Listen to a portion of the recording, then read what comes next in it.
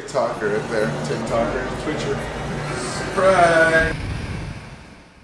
A while back, DSLR video shooter, aka Caleb Pike, released a video about 3D printing a casing and adapting a couple of different handheld microphones to dress them up to look like the SM7B.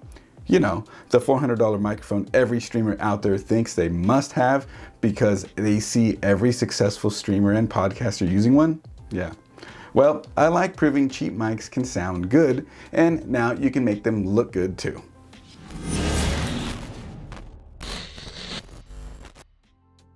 Welcome back. If you're new around here, my name is Chris, this is Coalition Gaming, and I like to teach you guys about repairing, setting up, and streaming from your PC. If you're into that sort of thing, make sure you hit that subscribe button so you don't miss any of our videos. Now, I'm no 3D printing guru, nor do I even own a 3D printer, so for this project, I had some big help from my friend Homebrewed Hero. Mad props, dude. Homebrew printed me up the first revision for this project using Caleb Pike's SM58 specific 3D print files. I'm not using an SM58 though. That's a $100 mic, and you can get really great mics like the Rode PodMic, Fifine K658, or the AverMedia Mic 330 for that price. The Fifine even already looks like the SM7B, but you know, it's USB though. No, this first revision managed to work perfectly with my $50 Sennheiser XS1. I even managed to find a shock mount to fit this config.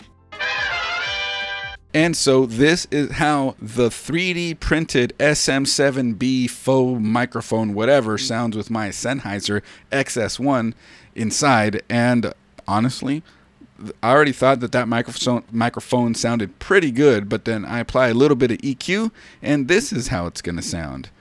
Bam! A lot fuller and richer sound, don't you think? And now if you heard this just like this, a little bit of EQ, you see this microphone right here, what are you gonna think I have? You're gonna think I have some kind of limited edition SM7B, right? I think the audiophiles out there may obviously spot the difference, and plenty of people always do. But if you stopped into a person's stream randomly and you saw them talking with this microphone, and they go, "That's the streamer mic that ever the streamers and podcast people use," and you're gonna hear it and you're gonna think, "Yep." Now the mic is picking up just a little bit of, like, I guess, white noise, sort of background noise or self noise, but that's what a noise gate is for. And you set up a noise gate and then it sounds like this. And now it's all gone. If anything, it might even enhance sound quality and help with the rejection of, like, noise rejection from, like, the back and the sides, because now it has more sort of blockages. The top is kind of a little more open. Like, literally, it's this. I just took one of these microphones, stuck it in this case, right? So a while back, I gifted my brother a rather impressive microphone I stumbled upon, the Mackie EM89D. This is, again, a $50 handheld dynamic. This mic, out of the box, sounded great, and I think it flies under the radar for streamer and content creator use. That aside, it didn't fit in any of Caleb's 3D print designs. Homebrewed Hero saved the day once again and modified the design of it to fit the EM89D while adding some personalized flair for my brother by using a logo that Homebrew originally came up with.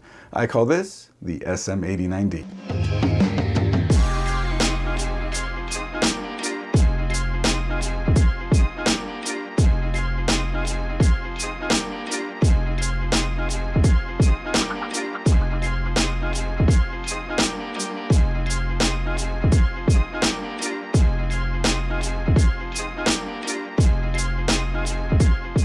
Here it is, the SM89D. This microphone, like I mentioned, is the Mackie EM89D handheld dynamic microphone. Goes for 50 bucks, and what you're hearing right now is how it sounds without any EQ. I have a little bit of noise gate applied, but that's about it. Well, let's go ahead and turn the noise gate off and see what kind of, like, self noise this thing has. Noise gate is off. Yeah, there you go. So as you can see, no EQ, no noise gate. This is how this mic sounds raw.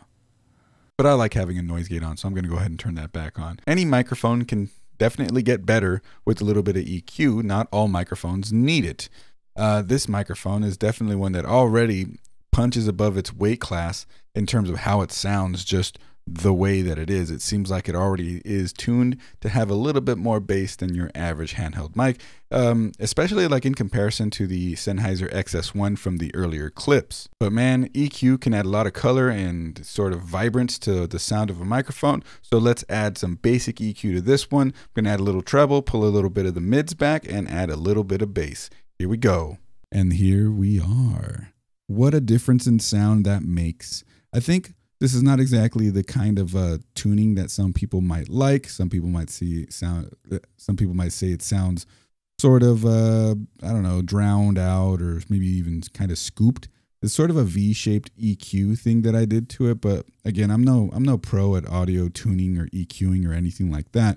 But I have the feeling that the sound that it has right now is kind of the sound that people who see a microphone like this might be expecting, especially after you hear how people use these mics like Joe Rogan and other streamers. Like maybe if you listen to like Shroud, listen to his voice on his SM7B, and you get a lot of bass forward tuning with it. But you still have, you still have some vibrance and treble to it. Obviously, you're going to want to play with any mic EQing to better fit your voice.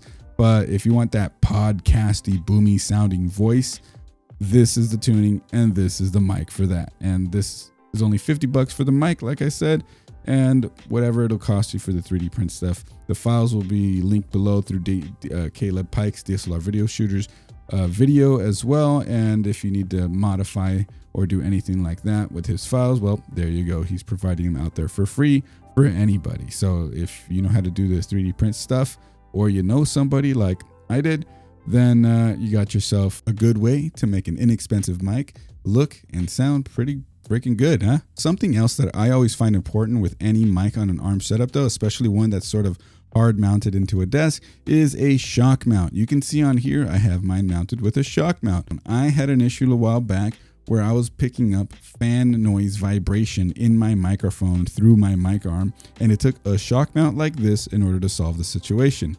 So you never know, and it's always good to be safe. Add a shock mount. I'll leave a link down in the description below for this shock mount right here that will fit this design. Now, something awesome when it comes to 3D printing is the fact that you have a lot more room for customization.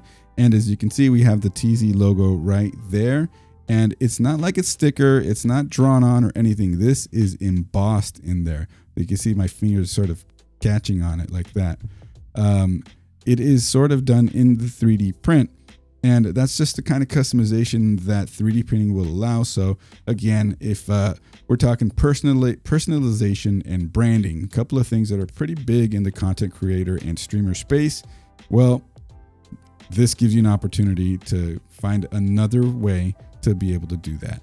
Now, I'm becoming a bigger and bigger proponent of handheld microphones for content creators and streamers. There are a lot of them out there and they don't cost an arm and a leg like a lot of other mics do, but a lot of content creators and streamers really like a certain aesthetic for what they're doing, and a handheld microphone doesn't generally check that aesthetic. So being able to dress one up to fit that aesthetic actually works out, because now you don't have to spend a ton of money for a great sounding microphone, and a little bit more work, maybe a little bit more money, but not a huge amount more money, and you can get your microphone to look as good as it sounds. How good is that, right? Right there, TikToker, Twitcher. Surprise! Oh, dude, this is a clean color. Oh shit, it's even got my symbol on it. He got my symbol on it. Thanks, bro. Special thanks to Homebrew for sure. I appreciate all the hard work you put into this. That is amazing. He got my symbol on it. That's cool. That's drastically different looking too. So special thanks again to Caleb Pike, DSLR video shooter, and Homebrewed Hero for doing all this, getting it all printed up for me, and really helping me out with this project. I'll have a link down in the description below for DSLR video shooter's video on this whole thing, and all information you may need will be there. If you like this video, you know what to do. Hit that subscribe button and that bell so you don't miss a single upload. Also, I stream to Twitch every Friday at 8 p.m. Pacific at twitch.tv/Coalition Gaming Crew. So feel free to stop by, drop a follow, and let's talk tech. Anyways, that does it for me. I'll see you guys in the next one. Bye.